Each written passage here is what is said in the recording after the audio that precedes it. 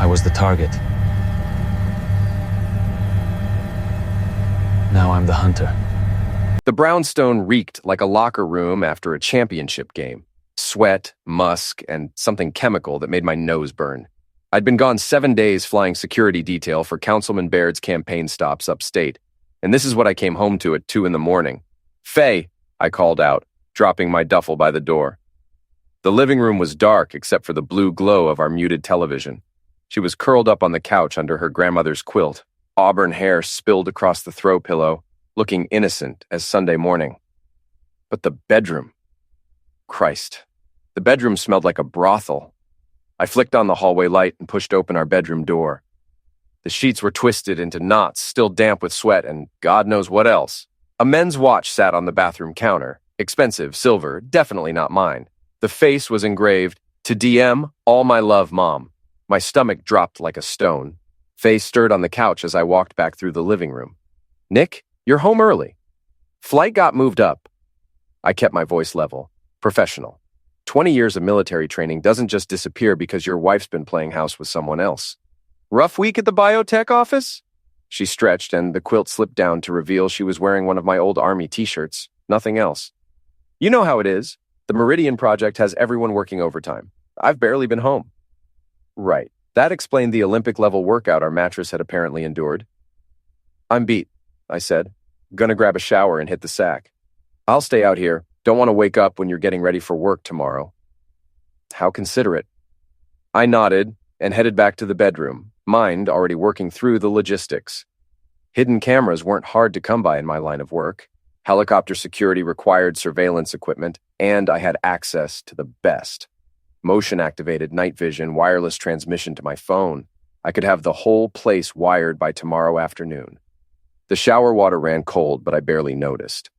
Faye Harlan, PR director for Meridian Biotech, rising star in the city's business community, my wife of 6 years. We'd met at a charity function where I was providing aerial security coverage. She'd been impressed by the helicopter, the uniform, the whole package. Said she'd never dated a pilot before. Apparently, she was branching out. I toweled off and climbed into bed, pushing the damp sheets to one side. The smell hit me again. Definitely not just sweat. My jaw clenched. Tomorrow I'd start getting answers.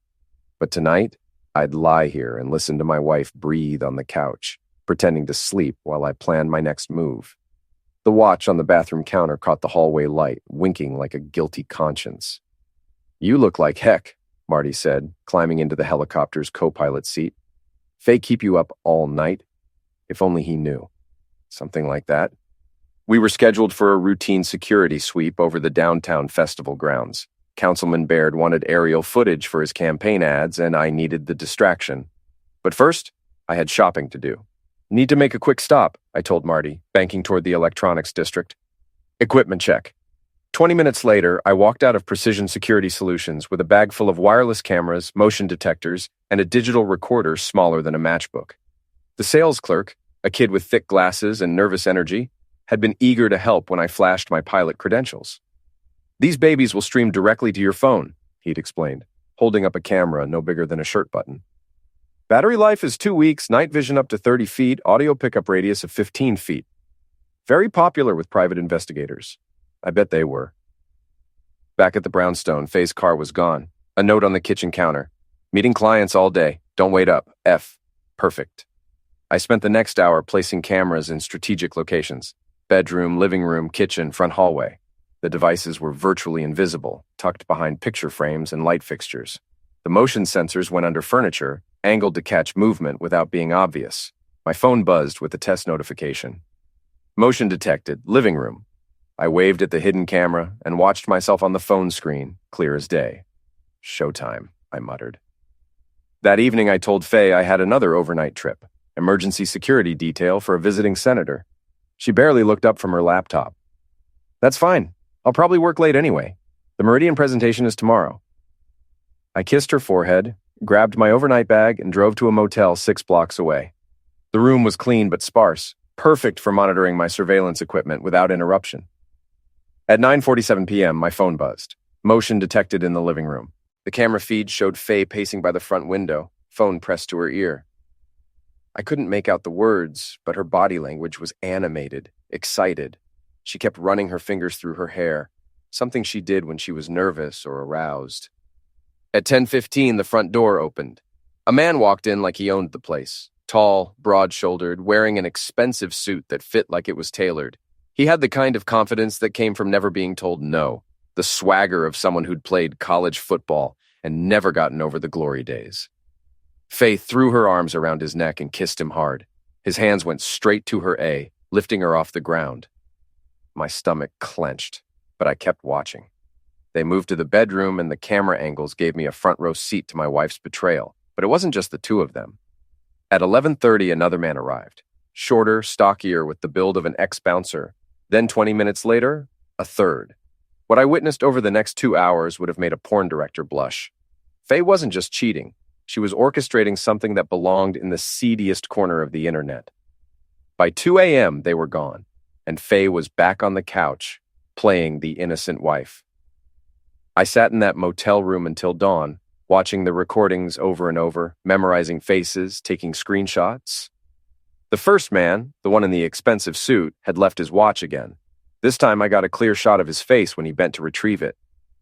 Time to find out who DM really was. Darren Moss, Gloria whispered over the back fence, her voice dripping with neighborhood gossip.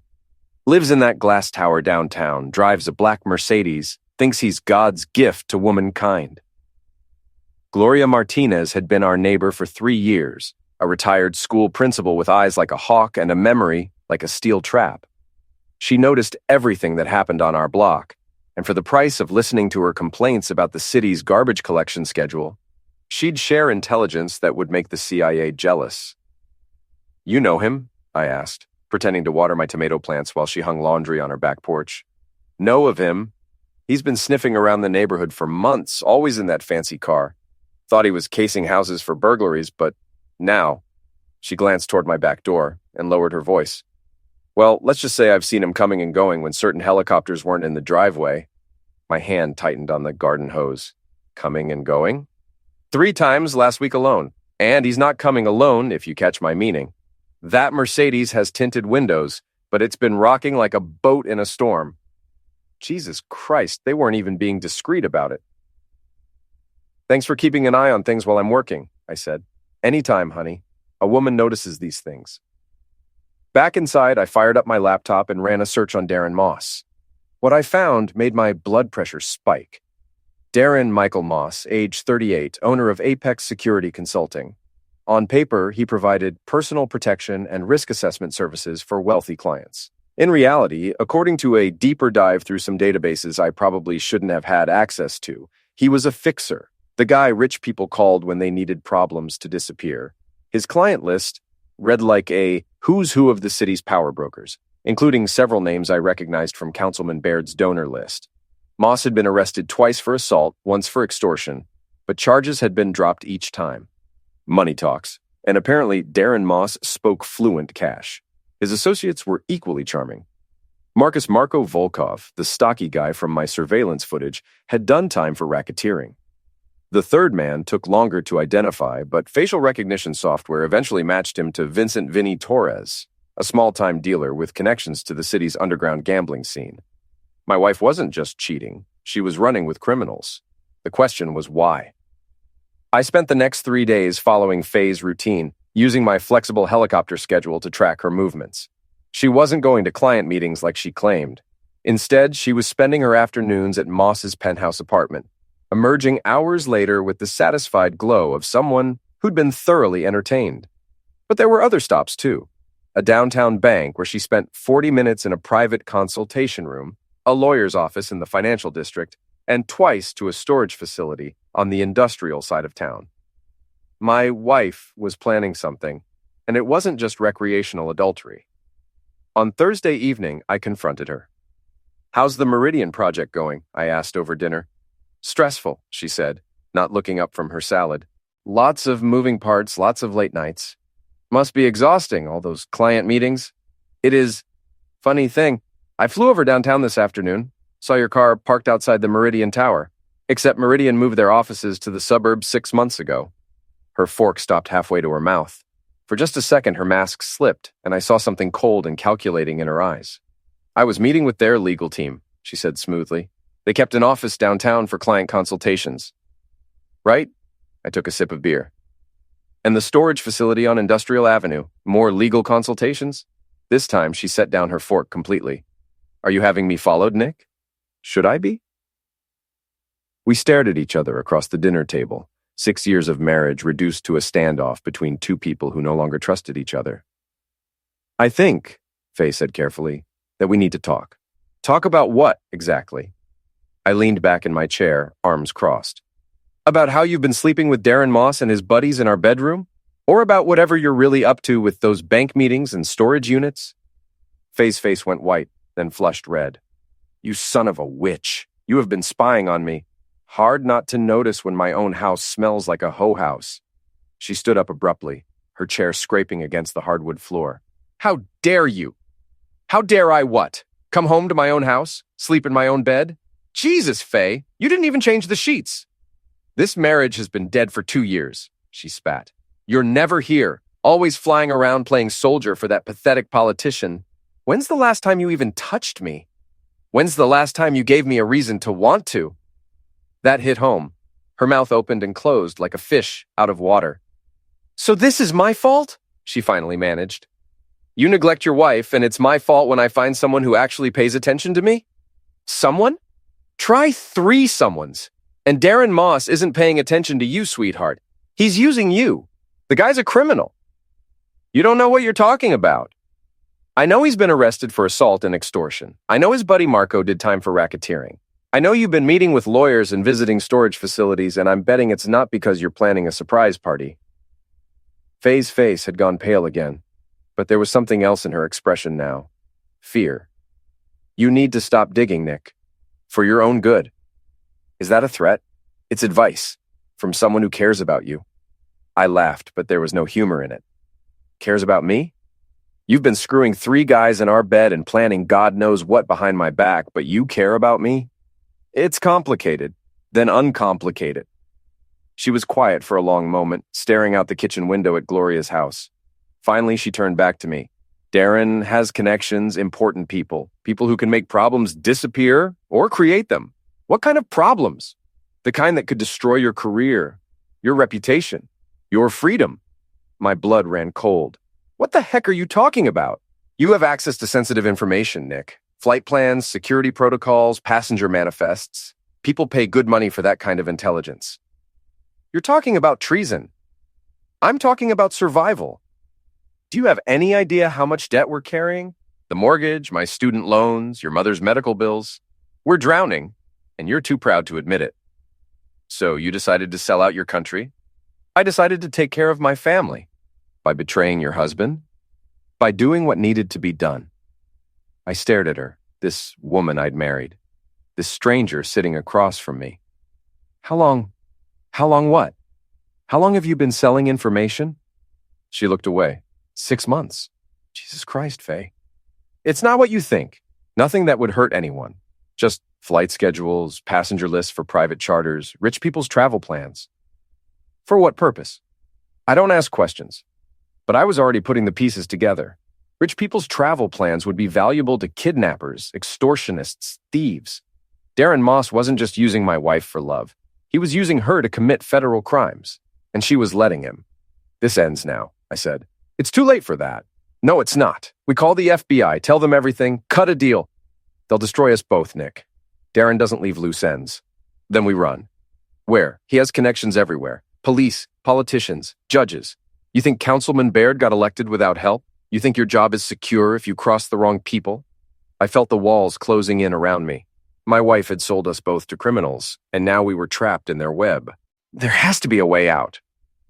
Faye reached across the table and touched my hand. For a moment, she looked like the woman I'd married. Vulnerable, scared, desperate. There is, she said softly. But you're not going to like it. They want you to disappear, Faye said. We were sitting in my truck in the parking lot of a 24-hour diner, having moved the conversation away from our house and any potential listening devices. The neon sign cast red and blue shadows across her face, making her look like a stranger. Disappear how? Accident. Helicopter malfunction. Pilot error. These things happen. My hands gripped the steering wheel until my knuckles went white. You're talking about homicide. I'm talking about a clean exit. Insurance money, no questions asked. I'd be the grieving widow and everyone would move on. Including you and Darren. Including me and a chance at a real life. I turned to look at her fully. How long have you been planning this? Since the first time Darren explained the situation, the information you've already provided inadvertently has been used in 3 separate operations: kidnapping, extortion, armed robbery. The FBI is getting close, Nick. When they connect the dots, you'll go down as a co-conspirator unless I'm dead. Unless you're not around to be prosecuted. The casual way she said it made my stomach turn. This wasn't the woman I'd married. This was someone else entirely. Someone who could discuss her husband's homicide like a business transaction. What about love, Faye? What about 6 years of marriage? What about survival? I started the truck.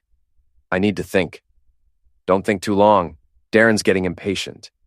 Is that another threat? It's reality. I drove her back to the house in silence, my mind racing through options. Going to the FBI was out. Faye was right about the information I'd unknowingly provided. Even if I hadn't meant to help criminals, ignorance wasn't a defense. My career would be over, and I'd likely face federal charges. Running was equally impossible. Darren Moss had connections throughout the region, and a helicopter pilot couldn't exactly disappear into the crowd, which left me with one option: fight back. But first, I needed to understand exactly what I was up against. The next morning, I called in sick and spent the day conducting surveillance on Darren Moss.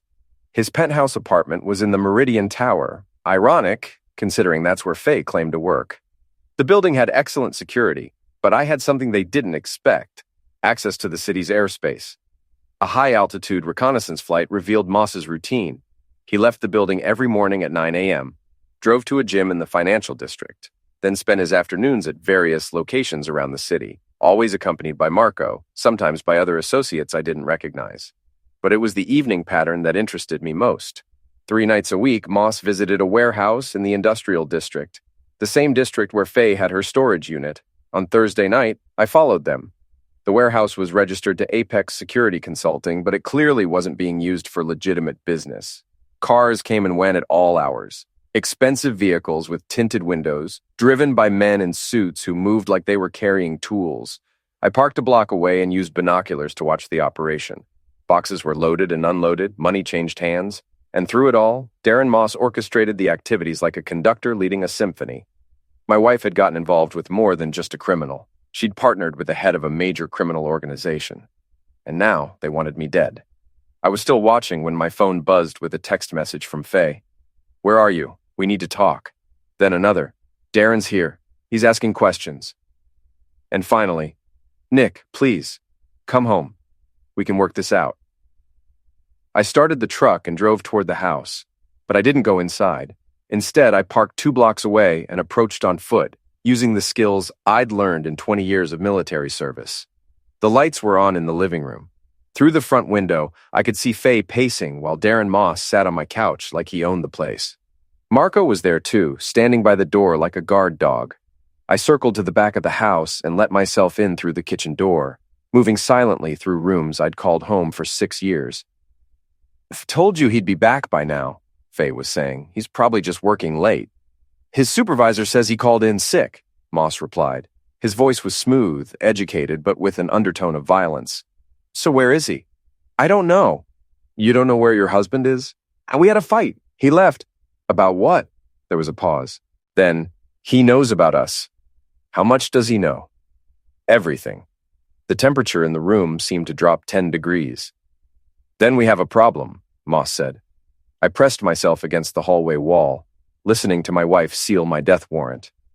"He's not stupid, Darren. He knows about the information, the operations, all of it." "And you didn't think to mention this before?" "I thought I could handle him." Moss laughed, but it wasn't pleasant. "Handle him? Sweetheart, your husband is a military-trained helicopter pilot with access to tools and aircraft. He's not some suburban accountant you can manipulate with a few tears and a sob story. So, what do? We accelerate the timeline." "What does that mean?" "It means your husband has an accident tomorrow night." My blood turned to ice water. "Tomorrow? But I thought..." You thought we had time to be subtle. We don't. If Nick Harlan goes to the FBI, we're all screwed. The operation shuts down. I lose millions in contracts, and we all spend the next 20 years in federal prison. There has to be another way. There is. He joins the team willingly, keeps his mouth shut, and takes a cut of the profits. He'll never go for that. Then he dies. I heard footsteps crossing the living room floor. Marco, I want you to follow him tomorrow. When he takes that helicopter up for his evening security sweep, something goes wrong. Engine failure, maybe. Pilot error. These things happen. What about the investigation? Faye asked. What investigation? Helicopters crash. Pilots make mistakes. The NTSB will spend 6 months writing a report that blames mechanical failure or human error, and by then we'll be operating in 3 new cities. And me? You'll be a wealthy widow with a clean slate. I'd heard enough. Moving carefully, I backed toward the kitchen door. But as I passed the refrigerator, my elbow knocked a coffee mug off the counter. It hit the floor with a crash loud enough to sound like a firecracker going off. What was that? Moss's voice was sharp. Footsteps pounded toward the kitchen. I had maybe 10 seconds before Marco came through that doorway, and I was willing to bet he was armed. I went out the back door fast, not bothering with stealth anymore, and sprinted across the yard toward my truck. Behind me, I heard the kitchen door slam open and Marco's voice. He was here! The bastard was listening! I made it to the truck and revved the engine hard, tires squealing as I pulled away from the curb. In the rearview mirror, I saw Marco standing in the street, talking rapidly into his phone. They knew I knew. The game had changed. I drove aimlessly for an hour, trying to process what I'd heard. My wife and her lover were planning to homicide me tomorrow night, and there wasn't a single thing I could do about it through official channels. Going to the police would mean admitting my role in providing classified information. Going to the FBI would result in the same outcome, just with federal charges instead of local ones. But I wasn't helpless. 20 years in the Army had taught me things that weren't covered in civilian flight training. I knew how to plan operations, how to gather intelligence, and how to strike back at enemies who thought they held all the cards. If Darren Moss wanted a war, I'd give him one. But first, I needed allies. I drove to Marty's apartment and pounded on his door until he answered, wearing boxer shorts and a bathrobe. Nick? What the heck, man? It's midnight. I need your help. With what? Staying alive. That got his attention. Marty Rodriguez had been my co-pilot for 3 years, and my friend for longer than that. He was also an ex-Marine with a healthy distrust of authority and a willingness to bend rules when the situation called for it. I told him everything. Faye's affair, the criminal conspiracy, the plan to end me. By the time I finished, Marty was wide awake and pissed off. Those sons of witches, he said. What do you want to do about it? I want to destroy them. All of them? All of them. Marty grinned. It wasn't a nice expression. When do we start? First thing we need is intelligence, I said, spreading city maps across Marty's kitchen table. Locations, routines, weaknesses. These guys think they're untouchable, but everyone has vulnerabilities. Marty poured coffee and sat down across from me. What about the cops? Surely someone in the department isn't on Moss's payroll. Maybe, but we can't take that chance. Besides, what are we going to tell them? That my wife is cheating on me with a criminal who wants me dead? Without evidence, it sounds like a domestic dispute. And with evidence, you implicate yourself in federal crimes. Exactly. We spent the next 2 hours planning a reconnaissance mission. Marty would take the morning shift, following Moss and his associates while I maintained my normal routine to avoid suspicion. I'd take the afternoon, using the helicopter for aerial surveillance while conducting routine security sweeps for Councilman Baird. What about Faye? Marty asked. What about her? She's still your wife, man. You going to give her a chance to come clean? Maybe she's in deeper than she wants to be. I thought about the conversation I'd overheard, the casual way she discussed my homicide. She made her choice. Okay, but what's the end game here? We can't just end these guys. We don't have to. We destroy their operation, expose their crimes, and make sure they spend the rest of their lives in federal prison. How? By being smarter than they are. The next morning, I went to work like nothing had happened. Councilman Baird wanted aerial footage of a campaign rally, which gave me the perfect excuse to fly over the industrial district where Moss's warehouse was located. From 1,000 feet up, the operation looked different. I could see the traffic patterns, the security measures, the blind spots where someone could approach undetected. More importantly, I could see the building's ventilation system, electrical connections, and structural weak points. If I wanted to shut down Darren Moss, I'd have to hit him where it hurt most: his money. That afternoon, Marty called with his surveillance report. "Your boy Moss has a routine," he said. "Gym at 9, office meetings until noon, then he spends 2 hours at that warehouse. After that, he goes home, gets cleaned up, and hits the town. Different restaurant every night, always with associates, always talking business." Security? Marco's always with him, plus at least one other guy. They're armed, but they're not expecting trouble. Moss acts like he owns the city. Maybe it's time someone reminded him he doesn't. "What did you have in mind?" I told him. "Jesus, Nick, that's not just dangerous. It's crazy. Crazy enough to work. And if it doesn't, then we're both dead anyway." That evening, I went home to maintain appearances. Faye was in the kitchen, cooking dinner like she hadn't spent the previous night planning my homicide. "How was work?" she asked, not looking up from the stove. "Routine. Flew some campaign footage for Baird. Did a security sweep over the industrial district." Her hand paused for just a moment before continuing to stir the pasta sauce. "See anything interesting?" "Just the usual. Warehouses, truck traffic, nothing worth reporting." We ate dinner in tense silence, both of us playing our roles in a deadly charade. Faye was waiting for me to die. I was planning to disappoint her. After dinner, I told her I had paperwork to catch up on and went to my home office. What I actually did was finalize the details of my counterstrike against Darren Moss. The plan was simple in concept, complex in execution. Instead of waiting for them to sabotage my helicopter, I'd use it as a tool against their operation. The warehouse where they conducted business had a weakness: a skylight that provided access to the interior. More importantly, it had a ventilation system that could be compromised. I wasn't going to end anyone. I was going to do something worse. I was going to cost them millions of dollars and destroy their reputation in the criminal underworld. But first, I had to survive tomorrow night. At 11 p.m., my phone buzzed with a text from Marty. "Package delivered." I smiled. Phase 1 was complete. The package Marty had delivered was a collection of wireless cameras and listening devices strategically placed around Moss's warehouse during his evening restaurant meeting. By morning, we'd have complete surveillance coverage of his operation. What we recorded over the next 12 hours was better than I'd hoped for. Darren Moss wasn't just running a local criminal enterprise, he was coordinating with organizations in 3 states. The warehouse was a distribution hub for stolen goods, a planning center for kidnapping and extortion schemes, and a money laundering operation that processed millions of dollars in illegal profits. More importantly, we captured conversations that implicated dozens of people, including several police officers, 2 judges, and a deputy mayor. Moss had been right about his connections. They ran deep into the city's power structure. But connections work both ways. The same network that protected him could destroy him if the right information fell into the wrong hands.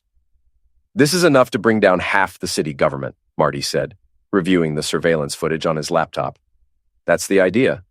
But how do we get it to the right people without implicating ourselves? Leave that to me." I spent the morning making copies of everything: video files, audio recordings, financial documents we'd photographed.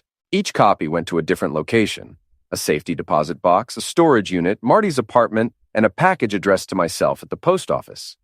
If something happened to me, the evidence would still exist. Then I made a phone call to Agent Sarah Chen at the FBI's Organized Crime Task Force. We'd met 2 years earlier during a joint operation involving helicopter surveillance of suspected terrorists.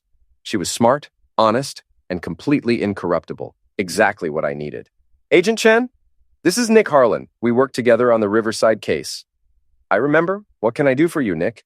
"I have information about a major criminal operation, multiple federal crimes, including kidnapping, extortion, and money laundering." "Are you reporting a crime or confessing to one?" "Reporting. But it's complicated."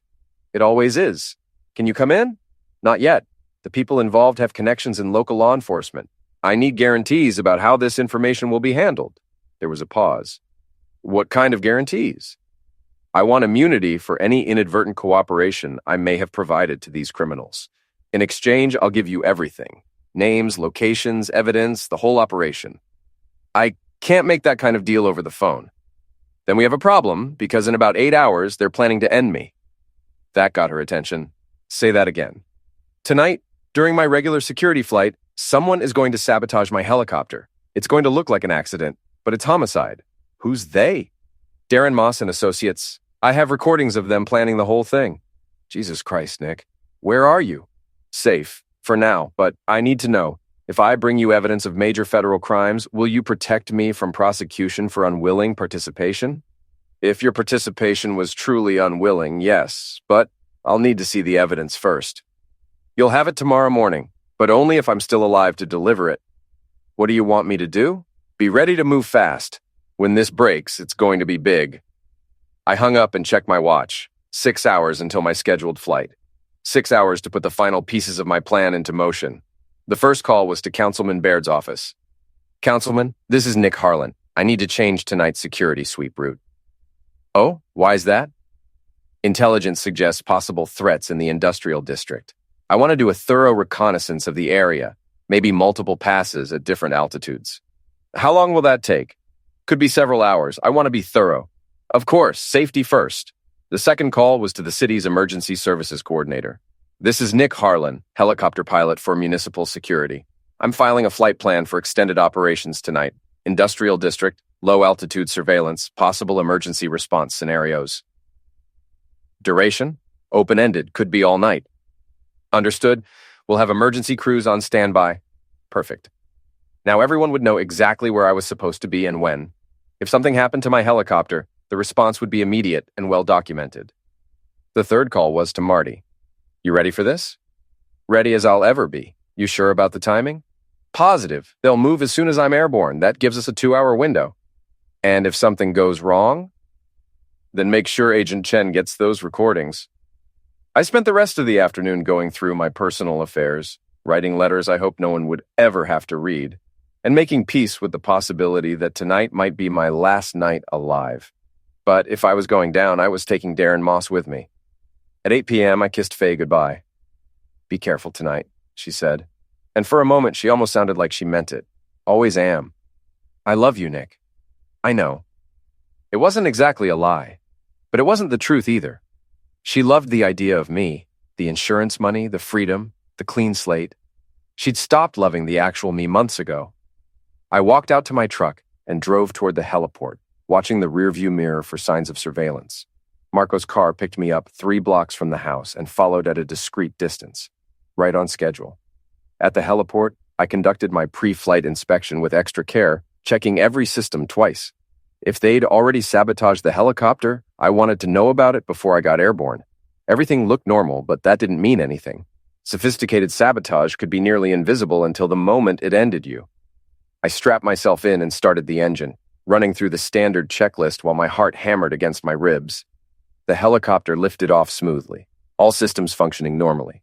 For now, I banked toward the industrial district, climbing to 500 feet and beginning my surveillance pattern. Below me, the city spread out like a circuit board, lights marking the flow of traffic and commerce. Somewhere down there, Darren Moss was watching and waiting. But he wasn't the only one. 20 minutes into the flight, it happened. The engine coughed once, twice, then began losing power. The RPM gauge dropped steadily while warning lights flashed across the instrument panel. Whatever Marco had done to my helicopter, it was subtle and effective. I had maybe 5 minutes before complete engine failure. But instead of panicking, I smiled. This was exactly what I'd been waiting for. I keyed the radio. Mayday, Mayday. This is helicopter November 7-4 Alpha declaring an emergency. Engine failure, attempting emergency landing in the industrial district. November 7-4 Alpha, this is city emergency. We copy your Mayday. Emergency crews are responding. Roger, emergency. I'm going down near the warehouse district. Coordinates. I rattled off the exact location of Moss's operation. Perfect. In 10 minutes, the area would be swarming with firefighters, paramedics, and police officers. Some of them might be on Moss's payroll, but not all of them. And with the media monitoring emergency frequencies, there would be news crews as well. The engine died completely at 200 feet. I auto-rotated the helicopter down, using the rotor's momentum to control the descent. It was a controlled crash rather than a landing, but I walked away from it, which was more than Moss had intended. The helicopter came to rest 50 yards from the warehouse, close enough to see the activity inside through the open loading dock doors. Men were running around, shouting orders, clearly panicked by the sudden arrival of emergency services in their neighborhood. I stumbled away from the wreckage, playing up my injuries for the cameras that were already arriving. A paramedic reached me first. "Sir, don't move. You might have internal injuries." "I'm okay," I said, loud enough for the news microphones to pick up. "Just shaken up. Thank God the engine didn't fail over the residential area." "What caused the malfunction?" "I don't know. The helicopter was fine during pre-flight inspection. Everything just started failing at once." While the paramedics checked me over, I watched the warehouse. Moss's people were trying to look casual, but it was obvious they were in full damage control mode. Trucks were being moved, boxes were being loaded, and several men in suits were having heated conversations on cell phones. Then I saw Darren Moss himself standing in the warehouse doorway, staring at me with undisguised fury. He knew his plan had failed, but he couldn't figure out how or why. "Sir, we need to transport you to the hospital for observation," the paramedic said. "I understand, but first, I need to speak with the NTSB investigators. This crash needs to be thoroughly investigated." The investigators are already en route. Of course they were, along with Agent Chen and her FBI task force, who would be very interested in the criminal activity happening right next to my crash site. As they loaded me into the ambulance, I caught sight of Marty in the crowd of onlookers. He gave me a subtle thumbs-up signal. Phase 2 was in motion. While I was being treated for minor injuries at the hospital, Marty was busy implementing the second part of our plan. Using the chaos and emergency response as cover, he was planting evidence that would connect Moss's warehouse operation to a dozen other crimes throughout the region. Financial records, shipping manifests, communication logs, all of it carefully placed where federal investigators would find it during their inevitable search of the area. But the real masterstroke was yet to come. At midnight, while I was being held for observation and Moss was trying to salvage his operation, anonymous packages were delivered to news outlets throughout the city. Each package contained copies of our surveillance recordings, financial documents, and a detailed breakdown of the criminal network structure. By morning, every television station and newspaper in the region would have enough material to destroy Darren Moss and everyone connected to him. The phone in my hospital room rang at 2 a.m. "Nick?" It was Faye, and she sounded terrified. "Hi, sweetheart. Sorry if I worried you. Are you okay? The news said you crashed." "I'm fine. Engine failure, but I managed to put it down safely. Could have been worse." "Thank God." There was genuine relief in her voice, which surprised me. "When are you coming home?" "Tomorrow morning, probably. They want to keep me overnight for observation." "I'll pick you up." "That's okay. Marty's already offered." "Nick, we need to talk when you get home." "About what?" "About everything. About us. About mistakes I've made. Too little, too late, but I played along." "Okay. We'll talk." After I hung up, I lay in the hospital bed and waited for the dominoes to start falling. By dawn, Darren Moss's world would be collapsing around him, and he'd never see it coming. The best part was, he'd done most of the work himself. All those recorded conversations, all those documented crimes, all those connections to corrupt officials. I hadn't manufactured any of it. I'd simply made sure the right people would find the evidence. At 6 a.m., my phone rang again. This time it was Agent Chen. "Nick, I need you to know that we're moving on the information you provided. Multiple arrests are happening right now." "How many?" 43 people so far, including Darren Moss. We hit his warehouse an hour ago and found enough evidence to put him away for life." "What about the others?" "Police officers, judges, city officials. They're all going down. This is the biggest corruption bust in the city's history." "And my situation?" "You're clear. The evidence shows you were an unwitting victim, not a willing participant. There won't be any charges filed against you." I closed my eyes and felt a weight lift off my shoulders that I'd been carrying for weeks. "Thank you, Agent Chen." "Thank you, Nick. You did the right thing." But I wasn't done yet. There was still one more piece of business to take care of. I was discharged from the hospital at 10 a.m., and Marty picked me up as promised. The morning news was full of reports about the massive FBI raid, the dozens of arrests, and the corruption scandal that was rocking the city government. "You see the news?" Marty asked as we drove through downtown. "Hard to miss it. Moss is finished. They're calling it the biggest organized crime takedown in state history." "What about the others?" "Marco's in custody, along with most of Moss's crew. The warehouse is sealed, the bank accounts are frozen, and everyone connected to the operation is either arrested or running for their lives." "Good." We drove in comfortable silence for a while. both of us processing the events of the past 24 hours. I'd survived an assassination attempt, destroyed a criminal organization, and exposed a corruption network that reached into the highest levels of city government. But there was still one loose end to tie up. "Drop me at the house," I said. "I need to have a conversation with my wife." "You sure you want to do this alone?" "I'm sure." Faye's car was in the driveway when we arrived. Through the front window, I could see her pacing in the living room, probably trying to figure out how much trouble she was in. I walked through the front door like I owned the place, which, legally speaking, I did. "Nick!" Faye rushed toward me, throwing her arms around my neck. "Thank God you're okay. When I heard about the crash—" "Save it," I said, gently but firmly removing her arms. "We both know you weren't worried about my safety." Her face went pale. "What do you mean?" "I mean, I know about the plan to end me. I know about the sabotage, the insurance money, all of it." "I don't know what you're talking about." "Really? Then you won't mind if I play some recordings I made?" I pulled out my phone and hit play. Darren Moss's voice filled the room. "It means your husband has an accident tomorrow night."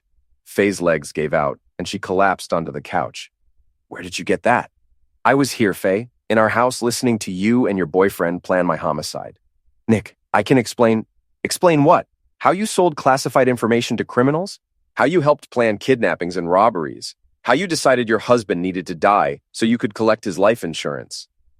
"It wasn't supposed to happen like this." "How was it supposed to happen?" "I was in over my head. Darren said if I didn't cooperate, he'd end both of us. I was trying to protect you. By arranging my death? By buying us time to find another solution." I sat down across from her, studying the face of the woman I'd married 6 years ago. She was still beautiful, still capable of looking vulnerable and innocent when it suited her purposes. "Do you know what the worst part is, Faye?" "What?" "I might have believed you if you hadn't looked so relieved when you thought I was dead." "That's not true." "When you called the hospital last night, you sounded surprised that I was alive. Not relieved, not grateful, surprised." She didn't deny it. "What happens now?" she asked quietly. "Now, you pack your things and leave. Today. This is my house, too." "Not anymore. I've already spoken with a divorce attorney. Adultery, conspiracy, attempted homicide. You won't get a dime in the settlement." "You can't prove any of that." "I can prove all of it. The FBI has recordings, financial records, witness testimony. You're lucky they're not filing charges against you." "Why aren't they?" "Because I asked them not to. Because despite everything you've done, I don't want to see you in prison." For the first time since I'd known her, Faye looked genuinely ashamed. "I'm sorry, Nick. I really am." "I know you are. Sorry you got caught. Sorry it didn't work out. Sorry you're losing everything. But you're not sorry for what you did." "That's not fair." "Fair?" I laughed, but there was no humor in it.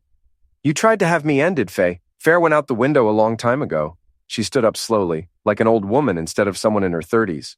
"Where am I supposed to go? That's not my problem anymore. I don't have any money. You should have thought of that before you decided to become a criminal." She walked toward the stairs, then stopped and turned back. "For what it's worth, I did love you once." "I know," I said. "That's what makes this so sad." I watched her pack her belongings, making sure she didn't take anything that belonged to me or anything that might be evidence in ongoing investigations. 2 hours later, she loaded her car and drove away without looking back. I stood in the doorway of our house, my house now, and watched her disappear around the corner. 6 years of marriage, reduced to a car full of clothes and a forwarding address I didn't want to know. My phone rang. It was Agent Chen. "Nick, I wanted to give you an update. Darren Moss is cooperating with our investigation. He's providing information about criminal operations in 3 states. "What about the others?" "Most of them are looking at serious prison time. The judges and police officers are being handled by Internal Affairs and the State Attorney General's office. And the operation itself? Completely shut down. We've recovered millions in stolen assets, and we're working with other agencies to roll up the network in other cities." Good. There's one more thing. Moss is claiming that your wife was coerced into cooperating, that he threatened to end her if she didn't provide information. Is that true? Probably, at least initially, but the evidence suggests she became a willing participant fairly quickly. She made her choices. Yes, she did. For what it's worth, you did the right thing. A lot of people are going to be safer because of what you did. After I hung up, I walked through the empty house, seeing it with new eyes. It would need work. New furniture, fresh paint, maybe some structural changes. But it had good bones, and it was mine. Outside, I could hear Gloria working in her garden. "Nick," she called over the fence, "I saw the news. That terrible man and his friends arrested. And your poor wife. I hope she wasn't too frightened by all the excitement." "She'll be fine, Gloria. She's very resourceful." "That's good to hear. These criminal types, you never know what they might do to innocent people." "No," I agreed. "You never know." That evening, I sat on my back porch with a beer, watching the sunset paint the sky in shades of orange and red. My phone had been ringing all day. Reporters, investigators, friends who'd heard about the crash and wanted to make sure I was okay. But for the first time in months, I felt truly peaceful. Darren Moss was in federal custody, facing charges that would keep him in prison for the rest of his life. His criminal organization was destroyed, his associates were either arrested or on the run, and his network of corrupt officials was being systematically dismantled. Faye was gone, taking her lies and betrayals with her. The divorce would be finalized in a few months, and then that chapter of my life would be officially closed. My career was intact, my reputation was clean, and I had a future that didn't involve looking over my shoulder or wondering when the next betrayal would come. I'd won. Not through violence or revenge, but through patience, intelligence, and the careful application of justice. I'd turn my enemies' strengths against them, use their own crimes to destroy them, and emerge from the wreckage with my integrity intact. As the sun disappeared behind the horizon, I raised my beer in a silent toast to survival, justice, and the sweet satisfaction of watching bad people get exactly what they deserved. My phone buzzed with a text from Marty. "Drinks tomorrow night? I'm buying." I smiled and typed back, "You're absolutely right, you are." Tomorrow would bring new challenges, new flights, and new adventures. But tonight I was content to sit in my own backyard, in my own house, master of my own destiny once again. The nightmare was over. The rest of my life was just beginning.